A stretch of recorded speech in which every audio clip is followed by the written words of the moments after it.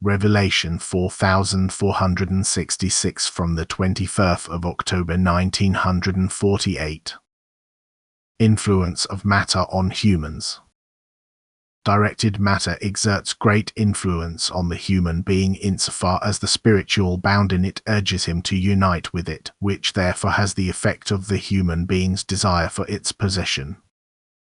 The spiritual bound in matter pushes itself into the human being's love. It seeks to make itself indispensable to him. It strives to unite with the human being because it thereby feels stronger in its resistance against God.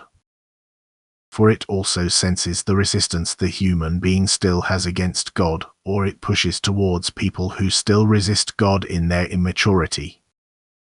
And these people are also easily influenced. They themselves have the greatest desire for matter, and thus like-minded things come together which are only on different levels of development. But the human being is in danger of sinking from his already higher level of development if he chains himself to matter, which is why he cannot be warned enough to strive for matter and is constantly admonished to overcome it. The spiritual in matter can indeed also be willing to serve and help the human being in his ascent development, just as conversely the human being can help the spiritual bound in matter to ascend. But then it concerns objects of use which do not kindle the human being's greed for possession, thus do not awaken the wrong love in the human being for material possessions.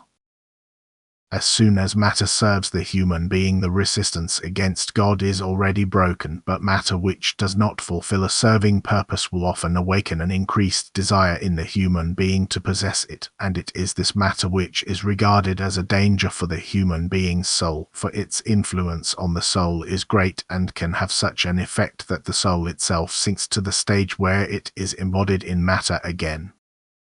Then the bound spiritual has achieved what it wanted. It has drawn the free spiritual down to itself and, as it were, strengthened its own power. The human being has fallen prey to the influence of God's adversary, who has influenced his will to use it in the wrong direction, who constantly presents dead matter to him in order to persuade him to relapse, because thereby he increases his kingdom, his power and violence, and it stimulates the God-hostile beings into constant resistance. What turns towards God is lost to him, and this he tries to thwart with all means. Matter itself, that is the spiritual bound in it, is still in bondage to him in its immaturity, although God's adversary cannot have a determining effect on the spiritual.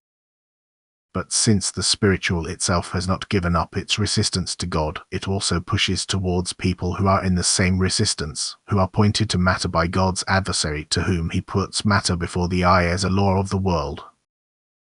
The human being can evade this influence or resist it with his will, yet he often uses the freedom of his will wrongly and gives in to the urge of the enemy of his soul.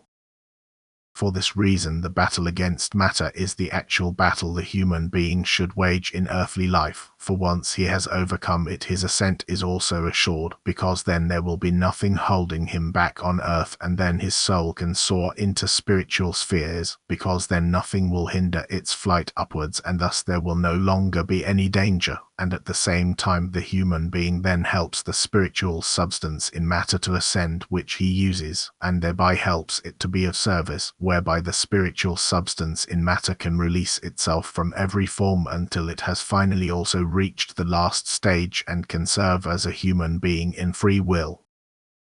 Amen.